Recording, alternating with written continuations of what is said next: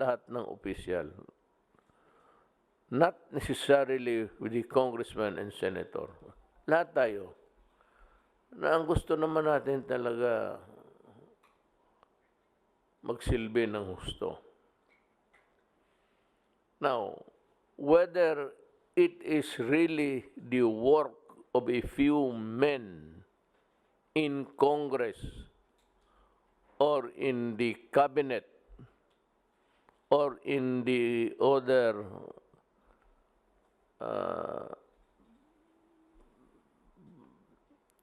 agencies